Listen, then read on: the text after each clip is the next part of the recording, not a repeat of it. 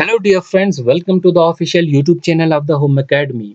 हम पढ़ रहे हैं फेमस पर्सनैलिटीज ऑफ इंडिया, जिसमें हम जो भी पॉलिटिशियंस हैं उनके बारे में, फ्रीडम फाइटर्स के बारे में, स्पोर्ट पर्सन के बारे में, बहुत सी ऐसी पर्सनैलिटीज हैं जिनके बारे में आपको जानना होगा फॉर द कम्पिटिटिव एग्जामिनेशन। यहाँ पर हम जो है अभी तक गोपाल कृष्ण गोखले के बारे में पढ़ चुके हैं।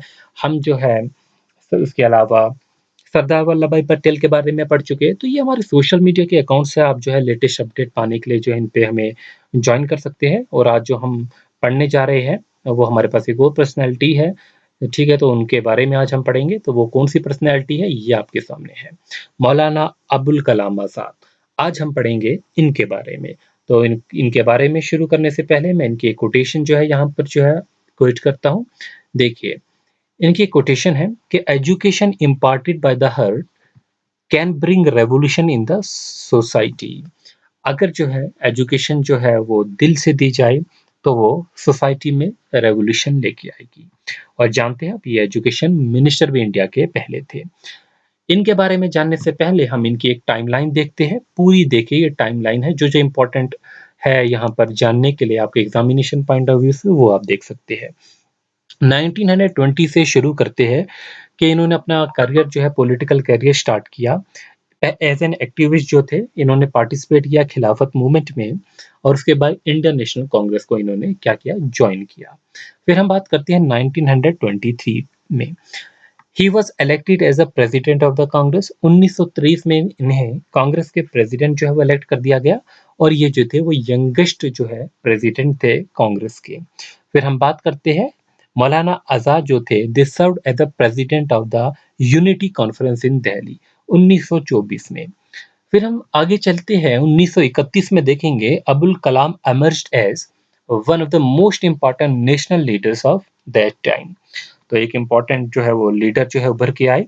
और उसके अलावा 1940 से जो है 46 तक देखेंगे, he served as a Congress president. Congress के जो है वो प्रेसिडेंट रहे।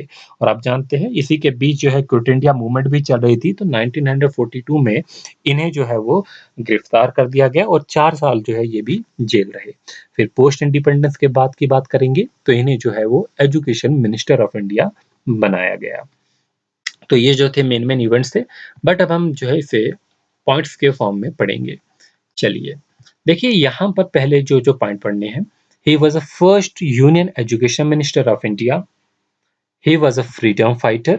फ्रीडम फाइटर थे, पहले एजुकेशन मिनिस्टर भी बने, फिर स्कॉलर भी थे, एमिनेंट एजुकेशनिस्ट भी थे, तभी तो इन्हें एजुकेशन मिनिस्टर भी बनाया।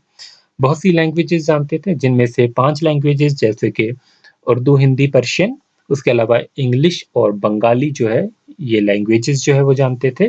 कहाँ पर जो है इनके जो है ये पैदा हुए, मक्का में जो है वो पैदा हुए। इनकी जो है मदर वहाँ की थी और इनके फादर बंगाल के थे, ठीक है? तो ये जो है वहाँ पर भी रहे शुरू में। ही वॉज अ की architect of the independent India. Independent India के ये की आर्किटेक्ट माने जाते हैं। और जो है they are responsible for setting up apex educational bodies. तो इन्होंने इंडिया में एजुकेशनल जो एपेक्स एजुकेशनल बॉडीज थी वो भी सेटअप की, जैसे कि all India council of technical education, जो कि आज भी है। All India council of technical education, ये जो है इन्होंने जो है सेटअप की। उसके अलावा यूनिवर्सिटी ग्रांट कमीशन भी जो है वो यूजीसी भी सेटअप करवाई। और उसके अलावा सेकेंडरी स्कूल जो है हर जगह खुलवाए। तो बहुत सी जो है ये काम किए। उसके अलावा यूनिवर्सिटीज़ है, आप जानते हैं इनके नाम पे जो है बहुत से मेडिकल कॉलेजेस है। जैसे कि हम दिल्ली में में है मौलाना आज़ाद मेडिकल कॉलेज। फिर हम जो है इंजीनियरिंग कॉलेज जो कि एनआईटी भोपाल है, वो भी इनके नाम पे है। इस तरीके से जो है बहुत से काम किए। तो जो है 1992 की अगर हम बात करेंगे, इन्होंने जो है वो माइनॉरिटी सेल भी जो है एस्टैब्लिश करवाया था 89 में। तो इन 1992 में जो है इनकी जो है डेथ के बाद इन्हें जो है भारत रत्न से भी नवाजा गया, ठीक है? पोस्टमसली जो है वो दिया गया। इनकी डेथ के बाद जो है वो भारत रत्न इन्हें दिया गया, ठीक है? तो हाईएस्ट जो है वो सिविलियन अवार्ड है। ये कब दिया गया, डेट भी याद रखेंगे, 1992 में दिया गया। फिर हम बात करते हैं नेशनल एजुकेशन डे की। तो कितना इंपॉर्टेंट है, ये एजुकेशन मिनिस्टर भी बने। और आप जानते होंगे कि इनकी बर्थ एनिवर्सरी को जो है वो education day, national education day जो है वो मनाया जाता है। इनकी बर्थ एनिवर्सरी जो है नेशनल एजुकेशन डे के तौर पे मनाई जाती है। बट इनका डेट ऑफ बर्थ इनकी क्या है, 11th ऑफ नवंबर है। 2008 में पहली बार बनाया गया और 2008 से जो है वो 11 नवंबर को नेशनल एजुकेशन डे बनाते हैं। अब नेशनल एजुकेशन डे जो है बेसिकली इसमें हम क्या काम करते हैं, कौन-कौन से इंपॉर्टेंट इवेंट्स होते हैं। पहली तो यही बात है कि एजुकेशन से रिलेटेड अवेयरनेस हो ताकि हर बच्चा यहाँ का पढ़े। तो इन दिस इवेंट इसमें एक इवेंट रखा जाता है कि स्टडी इन इंडिया, ठीक है? एक इवेंट कराया जाता है कि study in India, stay in India आपने सुना होगा, तो वो इसी से रिलेटेड है। तो in this event India's commitment to establish the India as a global hub of education, कि इंडिया को एक ग्लोबल हब बनाया जाए एजुकेशन से रिलेटेड, ताकि जो है दूसरे मुल्कों से लोग आए और यहाँ पर एजुकेशन ले। To ensure the high quality of education, एक अच्छी क्वालिटी ऑफ एजुकेशन मिले, तो इसीलिए एक प्रोग्राम चलाया गया स्टडी इन इंडिया, और ताकि इंडिया की जो एजुकेशन है इसे इंटरनेशनलाइज जो है कर सके। इसी के तहत जो है स्टडी इन इंडिया के तहत जो है स्टे इन इंडिया भी प्रोग्राम चलाया गया। ये एक इसी का एक एक्सटेंशन है कि स्टडी जो है आप इंडिया में करें, एक स्टडी इन इंडिया प्रोग्राम चलाया गया जो कि एक फ्लैगशिप प्रोजेक्ट है। तो किस-किस के जो है वो ये कोलैबोरेशन से बना है, इसमें मिनिस्ट्री ऑफ एजुकेशन जो है वो तो होगी ही होगी। उसके अलावा जो है ministry of external affairs, ministry of the home affairs and the ministry of the commerce and industry in April 2018 से जो है ये चलाया गया। होपफुली आप अंडरस्टैंड जो है इसे कर गए होंगे। कुछ और पॉइंट्स जो है वो देखेंगे यहाँ पर।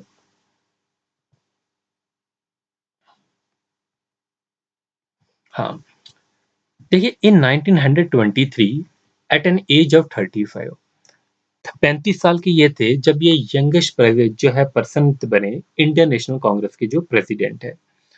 तो जो है सबसे कम उम्र के जो प्रेसिडेंट बने इंडियन नेशनल कांग्रेस के 1923 में मौलाना आजाद बने, तो आप याद रखेंगे। He served as a Congress president, फिर 1940 से 1946 तक जो है ये कांग्रेस के प्रेसिडेंट रहे।